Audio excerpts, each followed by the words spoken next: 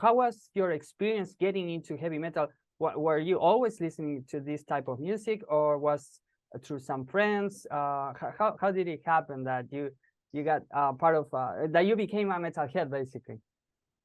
I think I was always a little bit interested in things that are a bit darker, the more macabre things. Like I was kind of Mm. aware of bands like Alice Cooper, and I really liked his makeup and the kind of just how his kind of videos and his persona looked, and different bands like that. But it was when I was about like 11 or 12, we finally got internet in the house, Oh. and we got some more TV channels rather than the original 5 that we get in the UK. And Uh-huh. some of them were music channels. And I started watching like Kerrang and Skuz, all these P-Rock and these kind of more alternative music channels. And it was just like the most exciting thing ever. And then I'd go on the internet and be like, okay, what is this band? What is Metallica? Okay. And then I'd find forums and like a community of people that I always kind of felt a bit, um, yeah, like I didn't fit in with like people at school and the people who lived near me, and we just didn't have the same interest. But all these people that I met on like the message boards, I see. that were Wow. into like metal, they felt like my real close friends. And I see. they kind of were like, okay, yeah, now check out this Metallica album, and this is their covers album, and on here they cover this band called Mercyful Fate, like check Mhm. out Mercyful Fate. And you just kind of Yeah. work back from there. Wow. Yeah, so that was kind of how I got into it, and I just really enjoyed being part I of that see. community. Were you the only music oriented in the family, or was all your family like, do you like, were you just alone with your own ideas about, I want to be a musician, I want to do this, I like metal music, or what was anything around your environment that inspired you as well? Well, my dad quite likes he's into rock. He's into more like prog rock, like Oh. Hawkwind and that kind of thing. So, he's also very interested in music. He doesn't play, my parents don't play any instruments, but they love going to gigs. And yeah, they're just really interested in music. I My see. sister plays the trumpet, and she kind of Oh, went down wow. a more kind of classical kind of way of like playing music and stuff. Wow. So she isn't a musician, but like yeah, she does play trumpet pretty well, and plays it more as a hobby, with in an ensemble type thing. But yeah, like they were never like, oh, you shouldn't like do music as a career, like it's not going to work. It was kind Right. of like, well, you are kind of, I don't know, I always thought like they thought you Mhm. are kind of weird, like maybe that would Mm. work out for you better than a normal job. My parents were always supportive of me doing music, but I wanted to just drop out of school and just pursue music, but they were like, you Yeah. should really probably just get some kind of qualification. Yeah. So they kind of encouraged me to study music at like a college and university. And I'm so glad I did that, because I Wow. learned so much at this music university, I and see. met so many contacts and like so many people that started Wow. off what I really needed to do. I don't think I would have had a clue about what I was doing if I hadn't That's done so that. So nice. That's yeah, so and it nice. meant that I could then, teach, if the kind of band thing didn't kick off immediately, I could just teach, and I have Yeah. the qualifications to do that. That's amazing. That's amazing because you already had these two options with you. I mean, you had this opportunity to be a teacher, you had this degree, but at the same time, you can also go on a tour and be able to keep up with your dreams. So this is fascinating. I think that's very clever.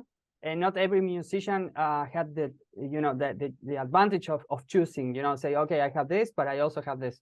So I'm Yeah. so glad that you could envision this. You were projecting ahead of you, and that's wonderful. That's a good lesson for all of us to know. When it comes to choices. So that's great. Yeah. I think a lot of especially maybe like younger musicians at the moment do a lot of different things. Like they, if you ask them like, what do you do, like what is your work, they will Mm. list like several different things. I've been like a presenter on like a guitar TV show. I've been I see. like so many different bands. Like at one point I was in 7 different bands at the same time.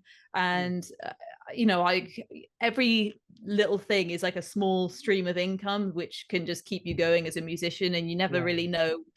As someone who's like self-employed as well, like anyone who's self-employed would know, you never know Yeah. when something's going to come to an end Right. and suddenly stop working, suddenly stop being a way of you being able to make a living. So you end Yeah. up having like lots of eggs in different baskets, I guess you say, and you Definitely. plant so many seeds and then see what happens, see what ends up being the thing you I can most tell. I can tell musicians deal with a lot of uncertainty in many levels. I mean, positive and negative, but I can, and that's what I also appreciate. I mean, this is what I value, and what I want to make it really clear in this program. We want to show that part of the behind the scenes of all the people loves music, but sometimes they know too little about the process of making that music and all these uncertainties that you go through, all these challenges, all these obstacles. And this is wonderful that you can share this with us. And I was wondering what is one of the biggest challenge that you have found over the last years making music? I mean, I guess COVID was a big one. Not COVID being was able definitely to one. Yeah. Did COVID change everything in your? Did COVID change your mindset of how to proceed on your musical aspirations in any way, or did you always work? Did that not stop you at all? In a way, it was kind of. I don't know. You never know what could have happened if COVID had never happened. Yeah. But I think so when it first hit, I decided to start a Patreon page, which is it's a way that fans can support an artist directly financially, and then you give them like behind the scenes stuff. And so I started a Patreon, which I'd always kind of wanted to do, but I was always kind of like, oh, I don't know if I'm gonna have time to really maintain this and make it really good. But when we started the lockdowns, and I was like, well, I know I have at least 3 months of no gigs. I have no lessons either, because all the in-person lessons were stopped. And so I started that Patreon account, and I thought it would come to an end after a few months when the country opened up again, but that obviously didn't happen. And now it's just one of my main sources of income. Like, it's something that I do most of the time. And when I get an opportunity, such as going to America to tour with Mercyful Fate, it meant that although at first I thought I was going to have to cancel Patreon because I'm not going to have time to maintain it, my followers were more interested in my journey. They were like, no, you don't have to do all this like lesson stuff and all these other things. Just let us know what it's like to be on tour with Mercyful Fate and King Diamond. And that's true. So it's something I can always adapt to whatever else I'm doing. And I'm so glad that I did that, because it's meant that I managed to move away from where I was living before, and I feel a lot more secure financially now. So it has opened a lot of doors. But then I was thinking, if like my band's plans that we were releasing albums right at the start of the pandemic, like March 2020, if like we'd have been able to do that release and do that tour, and things could have just grown as we really hoped they would, maybe I would be in a better position now, because the band would be huge, and then I wouldn't have to do all the other like boring jobs I don't like doing. But so I guess that was the biggest challenge. But eventually it did come out with a good income. I'm so glad that I set up Patreon and stuff. So the social media helped you in a way, because sometimes people are very negative about social media, but in this way that you're talking, it looks like it gave you some opportunities instead. Absolutely, yeah.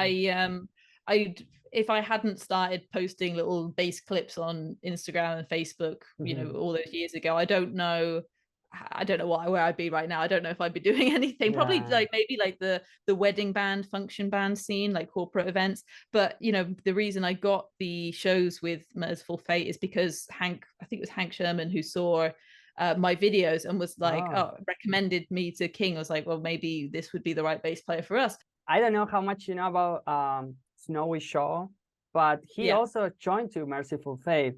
And he was about 18 years old or so when he was called out of the blue. Like he was like, his dream was coming true also as a teenager, and he was joining to this big band. And I cannot stop thinking how related is that with your experience as well. You are very young, you are joining to this big band, and you've been touring all over the place, and then they call you. I mean, I'm definitely a lot older than 18, but like it felt like the same thing. Like it was. Nobody saw it coming at all. I did not see it coming. When people were like, oh, I saw a picture of you. I saw like you were hanging out with King Diamond. What happened there? And I'm like, you're not gonna believe this. Like, I can't really tell everyone, but like this is happening. And they were like, no, like how did you get that? How did that happen? And I'm like, I didn't do it. Like the universe kind of did it. Yeah. They did it. They're responsible. And Wow. it, you know, it's a band that I've listened to, you know, since a teenager, and just always thought they were one of those bands that were just completely out of reach. I see. And I was just excited that year, like last summer, to see I them see. because like they hadn't toured the UK in a long time, and I was like, I have to go to Bloodstock Festival. I have to see Mercyful Fate, like one of the most legendary metal bands like Yeah, ever. So I was I just see. super excited to see them, and then I Wow. ended up meeting them, and then they asked me to join them on a tour, and I'm like, Wow. can't really process this right now. Yeah. The community of metalheads are more or less always into, you know, in the lookout. You know, they are on the Yeah. lookout, testing your skills, seeing how good you are. And that's so I'm so happy to hear your experience, because it looks to me like the story keeps repeating over and over. You know, it's all this, is this young person and this master out there just looking for a new disciple, kind of. And I'm sure that's the personality King probably has with everyone.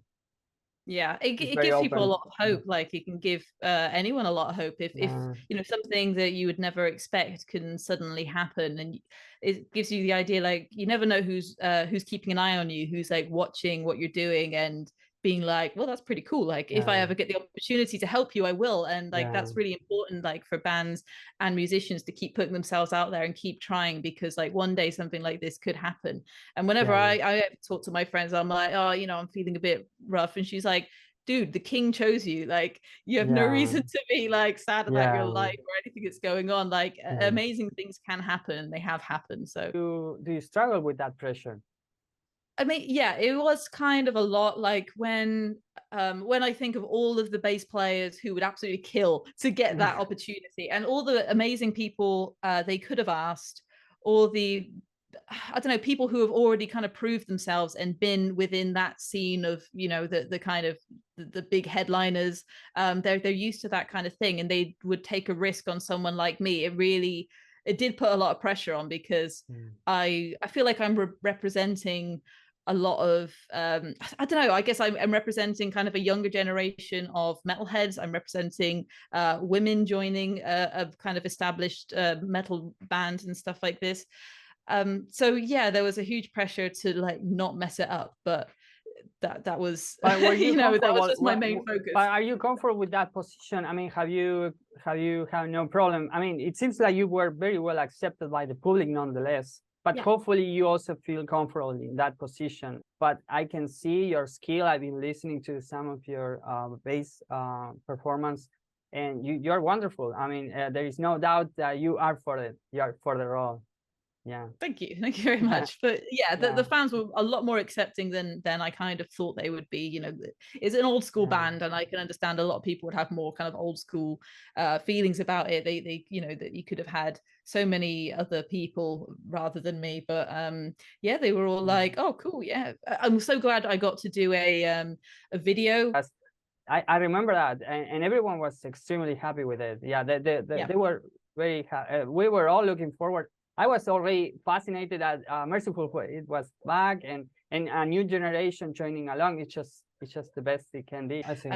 That was part of my announcement, and I'm so glad I got to actually show like okay, I can play the stuff. Yeah. I mean, yeah, still that was like a lot of pressure, just like, yeah, no, it was a good way to do it at the announcement. But you know, I've got some really big boots to fill. Yeah. Any possibilities that you will go back to Mercyful Fate for any new projects? I mean, they sound like if they ever need me, then they would let me know. But yeah, of course, you know, Joey is their permanent member, so it depends on what Joey is doing. He is a very busy man, so it's not completely out of the realms of possibility. But you know, it just depends how busy Mercyful Fate are, and then how busy Joey is at that time. So you know, I'm not like definitely not holding my breath, but you know, just quietly hoping to go and play with them again, because it would they were be just wonderful great guys. to see your bass performance in some upcoming album of Mercyful Fate. Who knows? we might see That'd you be there. cool. Like, I mean, yeah, like King is very good at, he seems to be a guy who is really interested in collaborating. And once, you know, he meets someone that he feels like he gets on with and likes, and then he seems to want to keep them close to him. So, I mean, that would be great. Yeah, maybe it could happen. I don't know.